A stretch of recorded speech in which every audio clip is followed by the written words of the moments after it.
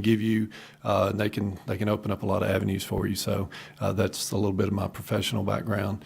As far as the pivotal, I truly believe that every child has talents, every child can learn, every child deserves an outstanding education. I think that public education is the bedrock of our democracy. I think it is the way that we equalize and accelerate our people, because it doesn't matter what your last name is or what zip code you were born into. Through education, you're able to excel to the point that you want to, and that's what makes America great. And if we will truly support that, we will continue to see prosperity in the future. As far as my why for Madison County, that's easy. We've talked about this all day long. This is an outstanding school district. It is a wonderful place to be. This feels like home, and just traveling around today, everywhere I've been very much at ease. It feels comfortable.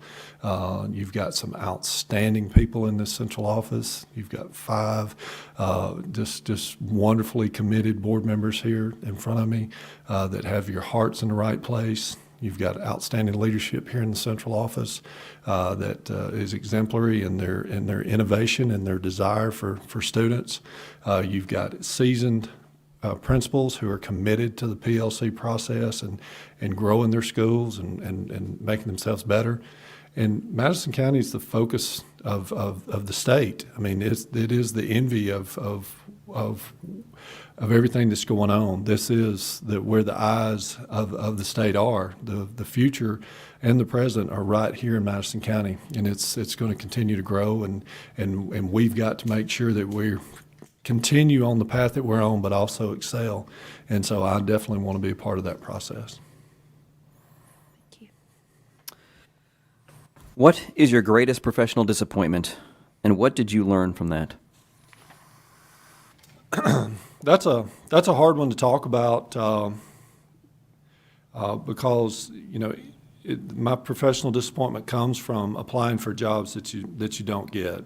Because when you apply for a job, you see yourself in that job. You become that job. You want to do everything that you can to be in that job. And so when you're not selected for whatever reason, it's hard not to take that personal, but that's a waste of time to do that. And so what you have to do is you have to realize what caused me not to get that job. Was it something that I did or should have done better, or just the circumstance it was? And so you pick yourself up, you dust yourself off, and you move forward, because forward's where you have to be. You can't just look back. You've got to be moving forward. And so at the time, those disappointments were something that you feel like maybe is setting you back, but actually they're moving you forward because they're getting you ready. What I've learned from each mistake, each disappointment, each failure is the lessons that have propelled me to be ready to be your superintendent. Because you're going to make mistakes, and you're going to have disappointments, and you're going to have failures, but you've got to dust it off and learn from it and move forward. So through those downs, you make it a positive as best you can. Thank you. Okay, question 3. With funding tight, teachers, administrators, and support staff have taken on more and more responsibilities. Describe your management style and the methods you have found to be most effective in supervision and building rapport with administrators. What methods would you employ to keep them encouraged and their morale high? Yeah, I see myself as a visionary management style in that I set the big picture, the overarching goals, making sure that everybody understands where we want to get in the final destination, and so it's very important that you set expectations and you lay out the roadmap for which you're going to go, and also you have to do it in such a way that you allow people to do their jobs. As I stated before, there's a lot of outstanding people in your district, and I can't micromanage them. I can't do their job, or I can't follow them around. I've got to give them the freedoms to do their job and empower them. And so that's very important, that people are allowed to do their jobs. And another management style that I have is coaching. I think it's very important that you work with the people that are around you, and you build up their weaknesses. You help them identify their strengths, and you mentor them in such a way that maybe they replace you, maybe they fill a gap somewhere else, but they make your whole system better, because there's going to be things that happen. People retire, people get sick, people get jobs in other systems, or maybe they choose to do something else. Whatever happens, but you got to be ready to replace. And so by coaching, you're always building your people up and building capacity to change that. And so for me, I think it's very important that I stay positive, that I show my passion, that I show my commitment, that I encourage people, that I set expectations, and so in doing all that, it's very critical that we make sure that they understand what's going on, but they're also seeing it happen. They need to see you in leadership roles. It's hard to follow somebody you don't ever see working, that you don't see involved, and so you've got to be visible in that. But for how you build morale, I do my job. Be out and about. Okay, thank you. Okay. Question number 4. Suppose the board disagree with a policy you believe to be educationally sound. How would you handle that situation? Yeah, that's going to happen. I mean, things that you've got passion with that may be contrary to what I have passion with, and so it has a lot to do with relationships and communication. We've got to have a strong enough relationship between the superintendent and the board so that we can have discussions, open discussions, honest discussions. And so I'm able to come to you and say, what are your thoughts on this? How do you see this playing in your district? What shortfalls do you see coming there? And I want you to be able to take that information and come back to me going, well, why are we going down this path? And have you thought about this? And it's my experience, because again, y'all have a rich and varied path that you've arrived here, and so your experiences are going to be different than mine. I'm going to see it from an educational lens, and you're going to see it from your professional lens, and so having that relationship is very important. And of course, communication. We've got to not just hope that it works out. We've got to talk about it, talk through it, make sure that we're going to walk away from any situation as a unified body. No, I don't expect a 5-0 vote for everything we pass forward. I don't want you to vote for something that you don't agree with. I don't want you to vote for something you're not going to be able to rest at night with. But I shouldn't be putting you in a spot that puts you in a bad place. Those conversations should be happening before. And so I think the question asked, what's going to happen when we do disagree? That's going to happen, but we're going to act as a unified force. We're going to go forward, and we're not going to make it personal, and we're not going to take it personal. But the conversations are going to happen in private, so that we don't have to have them in here.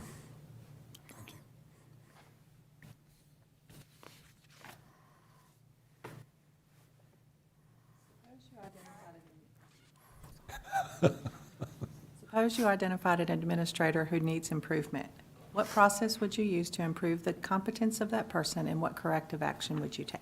Yeah, it's part of the educational process. All of us are to be lifelong learners. I think that's the biggest pride moment for me is I don't know everything. I will never be a master at my craft, because it's always evolving, and I want administrators that follow that same path. And again, that's where your PLC model is a perfect model, because you're always assessing, you're always evaluating, you're doing your self-reflection. And so, again, that just falls in lockstep with that. So, anybody who's not moving forward, it's definitely part of my command to encourage them, to offer them the proper feedback, the proper training, anything I can. When it turns to defiance, that's a whole different deal, or any action that we deem is detriment. they're no longer the instructional leader at their school, they're not maintaining discipline, they're loose with the finances, or something in their personal life has started interfering, then we're going to have to deal with that more harshly through suspensions, bringing them up for non-renewal and termination if it's warranted. But you have to go through the steps, restorative steps, of trying to make them the best administrator they can be. Eliminating the achievement gap is a must. What approaches would you pursue? What leadership and guidance would you provide to ensure that these approaches are properly evaluated and adjusted over time to meet the changing student needs? Yeah, and identifying the gap is the first thing, and getting down to the meat of the matter. Why does that gap exist? What is it? Something that we're not doing? Is it something we should be doing that's being neglected? Is it a scheduling issue? And a lot of times achievement gaps coincide with attendance. And so, we cannot teach a child that's not here. And so we'll have to solve the attendance issue before we can do the achievement gap. And once that's identified, then you've got to start attacking it. As a leadership team here, working through Tim Solly and his staff, working through the principals, making sure that we're doing everything we can. And sometimes you got to look about, see who's got similar demographics to us that are having success, or maybe one school in your district's overcoming that gap and another one's not. What's the difference? How are they able to do that? And so from what my role would be in that is up front. You've got to be the leader. You've got to be involved. I can't just grand wizard and say, okay, this achievement gap's going to go away. You've got to roll your sleeves up and get in and be willing to sit through and endure and find the solutions. And so that's going to be my role, and also doing everything I can to make sure that once that plan is set, then the instruction is provided, then it's measured, and then we adjust. And we're always going to be measuring and seeing, is what we're doing working? And other things would be like summer reading programs, after school, preschool, working with your interventionists, improving professional development. All those things will help with the achievement gap.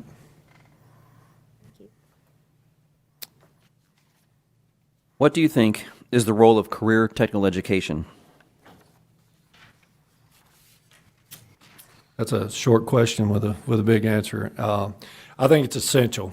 I don't see where in today's world that every graduate is not career ready. Now, I'm not saying that everyone has to go through the tech school and master a trade. That's not for everyone, but all of our graduates should be career ready. Now, that career may require them to continue on into college or to get some kind of certification or something along that nature, but all our kids need to have the career skills, and that comes from the mastery of reading to the communication skills to being able to write coherently so that they can be understood.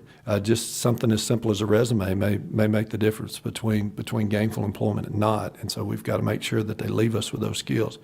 We've got to have STEM education in our schools so that the kids are problem solving and they're working with their hands and they're doing things in a team atmosphere so that they can. Visiting Hazel Green Elementary today, they've got a STEAM lab where all that is just problem solving, innovation, and going, and that's for elementary kids, and we have to start at that point. That's career education. Encouraging kids to come to school, be on time, be where you're supposed to be, do what you're supposed to do, act in accordance to the rules. Those are all gainful employment skills, and you can ask any employer out there. The missing component is soft skills. We've got to make sure that our kids are making eye contact, know how to act, know where to be, know what they're supposed to do. And once we accomplish that, we're in a much better spot. Now, as far as the career tech, I think as many kids should go to career tech as possible.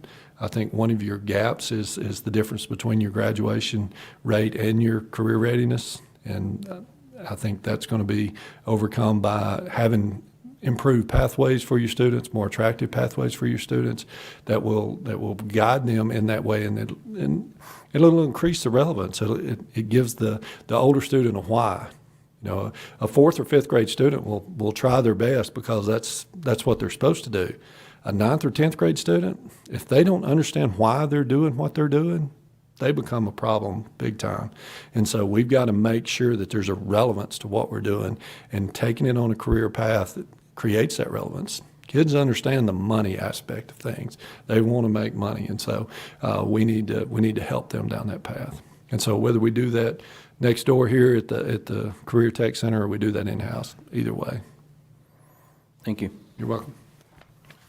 All right, question 8. Please give us an overview of your involvement in the financial planning and decisions of your current school system and your assessment of your level of understanding regarding how schools are funded on a state, federal, and local level.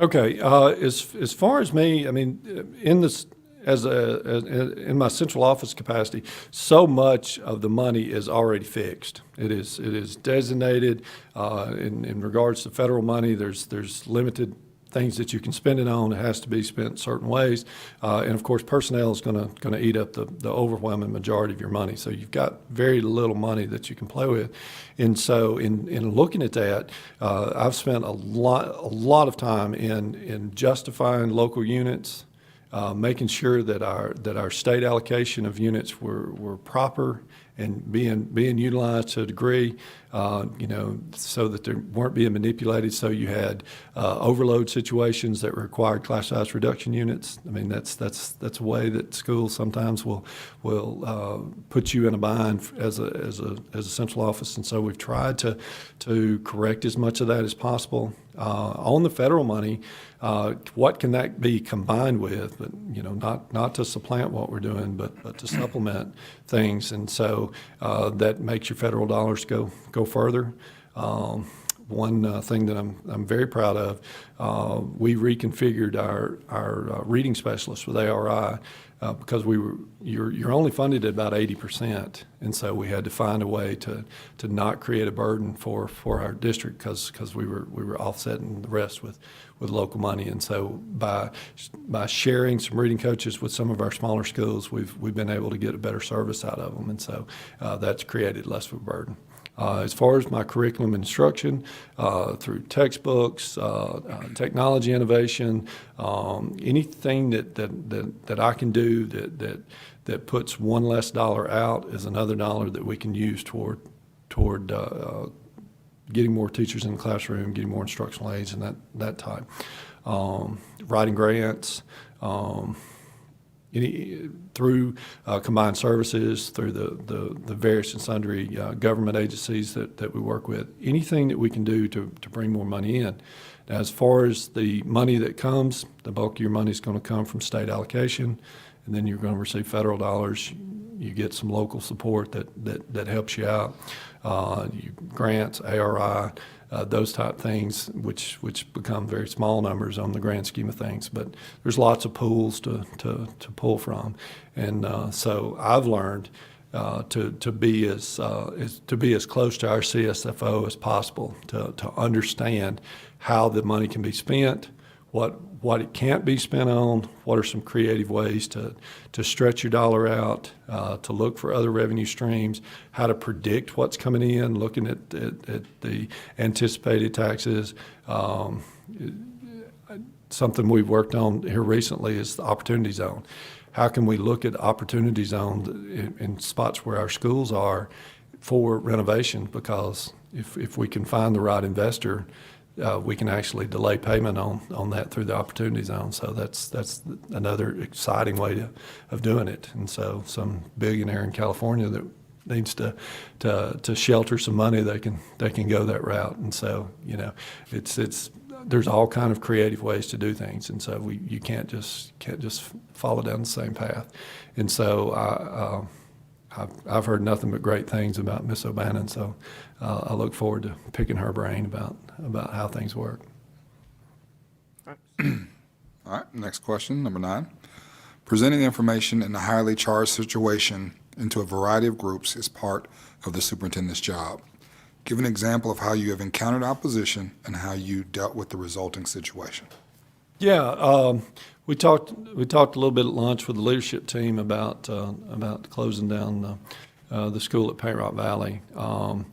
That was a situation that was very, very, very tough because no one wants to lose their school. Nobody wants to have a school taken away from them because they see it as their identity and their heritage, their colors. Their grandparents graduate from there, and so we had to have a consolidated, concise plan. We had to speak with one voice. We had to prepare ourselves. We had to talk to as many people as possible. And you have to understand that there's going to be some hard conversations that are going to happen. You're going to be called some very inappropriate names and things of that nature because they're taking it personal. And so you have to be mindful of that and try to stay as professional as possible. But in doing that, you have to have a plan and a purpose. And we felt with confidence that by closing that school, we were increasing the educational opportunities of those students, and we were providing a better future for them. And we knew that, and we had done all our proper studies and looked at what the implementation of that was going to entail and how we were going to change their lives for the better by putting them in bigger schools, and stuck with it. And once that happened, still going back and reassuring those families that you have, checking in with those kids and making sure that you've done the right thing for them. And so, but yes, there's difficult things that happen. I mean, something as simple as choosing an employee. I mean, you may have 25 or 30 applicants for it. That's a difficult situation. You create one winner and you've got 19 losers if you've got 20 applicants. And so, you have to make the right decision, the hard decisions. And so, yeah, it's something, just be as transparent as possible, open, honest communication is what you gotta rely on. Do the right thing. Thank you. Yeah.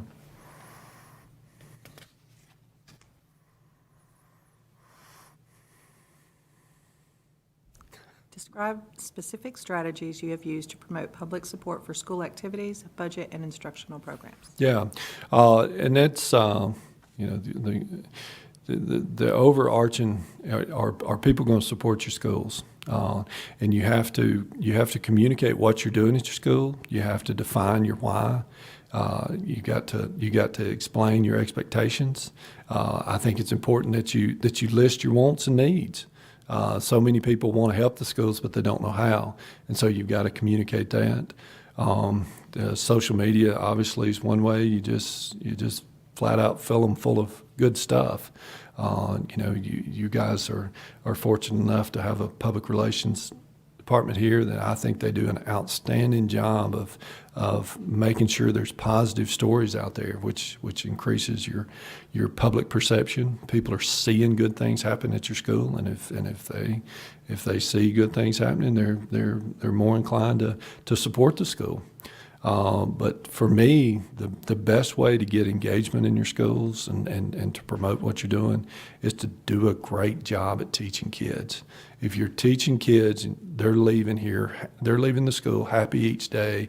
They're going to go home and brag to mom and dad on all the cool things that are going on there. They're going to show their grandmother the new skills that they've mastered and how that their projects are applicable to real life, and they're going to be sharing that joy. And your best spokesperson is a satisfied kid always. And so that's the way that I've done it from a teaching perspective, principal perspective, and from a district perspective. Fill the world with good news. Give us your opinion on the role of technology in the classroom and how to engage staff and teachers to get their buy-in. Yeah, we live in a 21st century world. You know, you and I went into a first grade classroom today where they were they were having an easier time of it than the people working with them, because it's just part of their world. But you know, also we've got to be mindful of technology, that it does not replace the teacher. It is just a tool, and I'm a little leery of K-1-2 having very much exposure to technology. I want a pencil in their hand. I want them building things with blocks and learning how to create, not just participate. And so, but technology is something that's very much in their world. I mean, they don't know anything but that. They've never sat and waited on a song to come on the radio.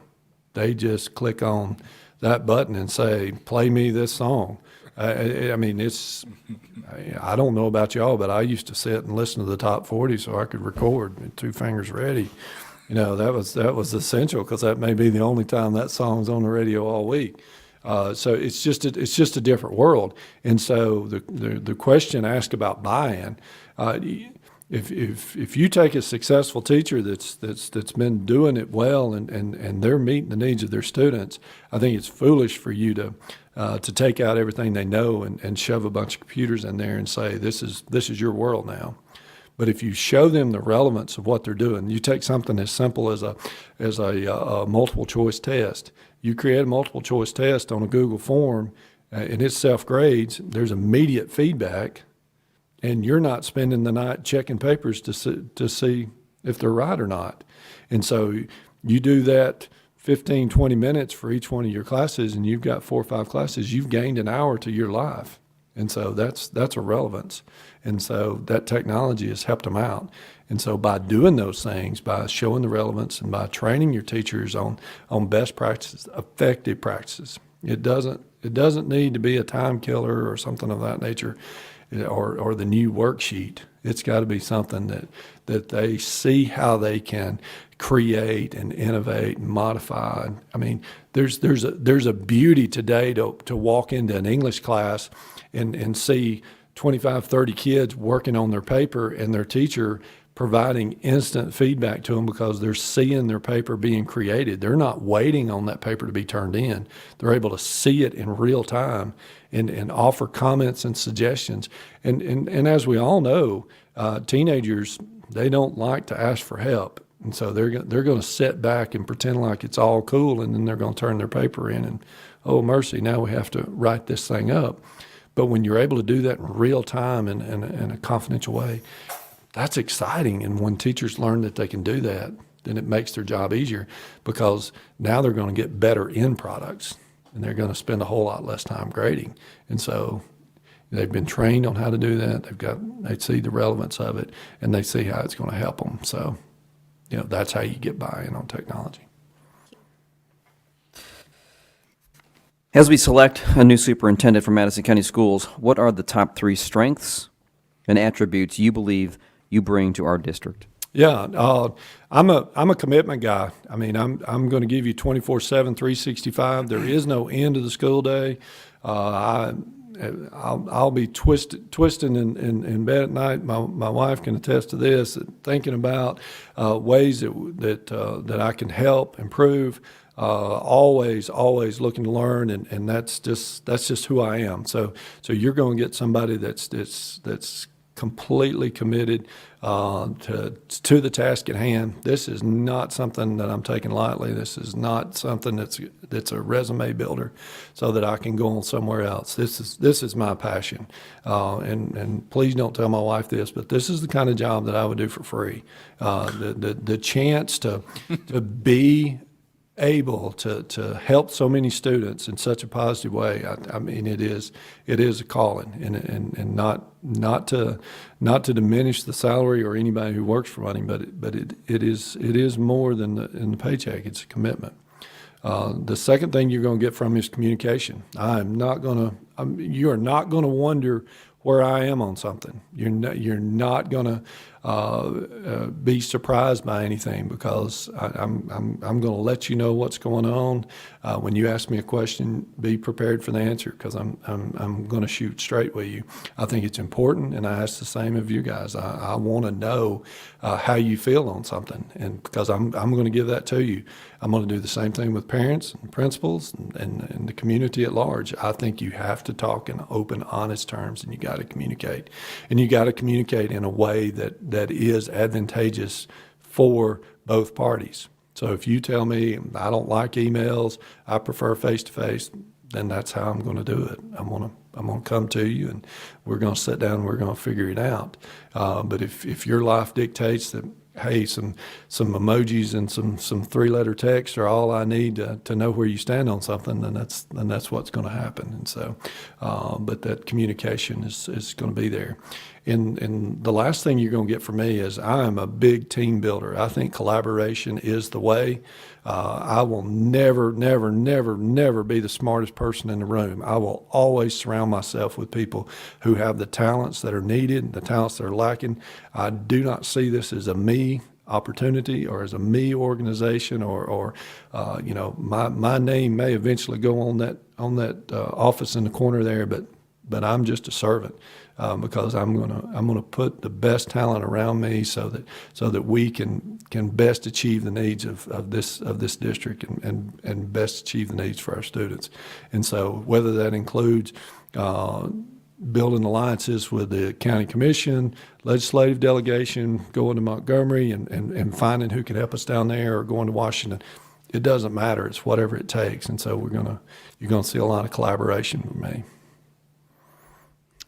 Thank you, Mr. Buckner. You're welcome. That ends the prepared portion of the questions. The board developed 5 additional questions, and we're going to allow 2 of our board members to select 2 of those questions to ask you right now. So I'll ask Ms. Rucker. Okay.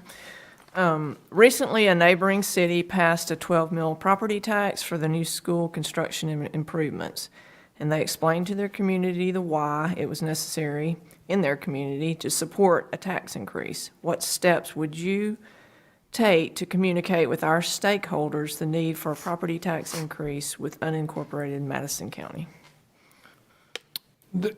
Anytime that you're advocating a tax increase or an increase of anything, you've got to show your why. What exactly are you spending the money on? Why you're doing it? What results you expect to get? Because people, they're not just going to hand you more money. And so you've got to create a relevance of what you're doing. This is why we need this money. This is how long we need this money, and this is what you can expect in return. And if you do that effectively, and you put yourself out there as this is how we're going to do this, and this is our position as a board. This is best for our community, and you start to build that team. You're giving it the best opportunity that you can.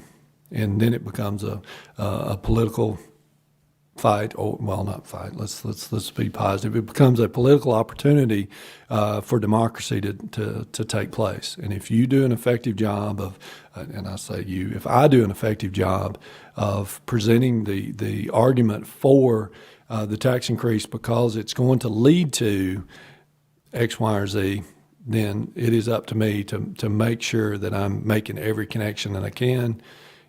Finding what the resistance is going to be and countering that, because that's just as effective. And so, and the other side of it is, I've got to know what the negative ramifications of us not doing it are. You've got to define that too. And so you've got to show if we're inactive and we start to lose enrollment, and that has detrimental effects, because one of the primary ways that you fund things is have students in seats. And so if your inaction is going to lead to that, then that's something that needs to be clearly communicated as well. Okay. High performance by students and accountability are priorities for us. With your knowledge of our current performance levels, in what areas do you think improvement is needed, and how would you address those needs as our superintendent? Yeah, Y'all have some interesting things. As far as a county district, your performance is outstanding, and that shows that you've got very supportive community. You've got outstanding leadership here, and you've set yourself on a good course. One of the unique things that you have is that your math scores are better than your reading scores, and that's kind of atypical. That means that your reading is a little bit behind, and so I think it's important that we make sure that we're doing everything that we can to meet the needs early as possible, and not wait until the students are reaching the third grade, and now we're backed up with the Literacy Act on okay, are we retaining this child, or are we coming up with a plan for them? You've got to be very, very, very proactive. As these students come in, what letters do they recognize, and what can we do to increase this letter recognition? Phonemic awareness. What do these letters sound like? How are we teaching our phonics, and what systematic way are we making sure that every child is getting that? I mentioned earlier about summer programs to avoid the drop-off in the summer. Pre-Ks are very important. Many of our children are not even regularly spoken to. So how are they going to gain the capacity? We've got to have reading programs. We've got to encourage parents to read to children, and I'm talking about from the womb, all the way up. We've got to expose these kids to as many words as possible, and so we're going to control what we can control and work on that reading aspect. And as you progress, 80% of learning in school is reading. So if you're not proficient at reading, you're dooming yourself to poor performance all the way. The sad reality is the state and the federal government, they look at these third and fourth grade test scores on reading so they can determine how many beds they'll need in the future, because it's that good a predictor of what's coming down the pike. And so we've got to make sure that's a moral imperative. Something else that I think is a area that can greatly improve. And I think you're making the right steps, but your STEM instruction, you're scoring a little bit behind in science than the other two areas, and that's just going to improve. Your partnership with AMSTI is just going to make that better. Because true hands-on science as early as possible increases the likelihood that the students is going to get it. It's going to create that connection, and of course you're going to have better performing students because they're going to start solving problems earlier and making the scientific inquiry that leads to the great discoveries down the road. And I've already mentioned your gap between your graduation rate, which is 93-94%, and your college and career ready number, which is outstanding at 81%. But you've got 13% of your graduates that are not college and career ready, which is not unacceptable, but you'd like that number to be as small as possible. So those are some areas that I think in the very short term, and again, you're already making great steps, and who knows, here in a couple of days when the new report card comes out, you may have already closed that. So I look forward to celebrating that with you guys. Thank you. You're very welcome. Mr. Buckner? I talked too quick, didn't I? No, Take you up did. all You the did time. fine. You did fine. We like quick talk. Hey! You've had a very long day, as all of the candidates have. So, but we thank you again for your interest in the opening for the superintendent position, and for allowing us to get the opportunity to know you better, to hear you this evening, and we look forward to. Thank you for taking the time away from your current job, and for interviewing for the position. We safe travels home. Yeah. Appreciate it. Thank you very much. Wanted to run with Mark. Did you by chance happen to? The email you sent me did not have any, It didn't have it on there, did it? Okay. but I have the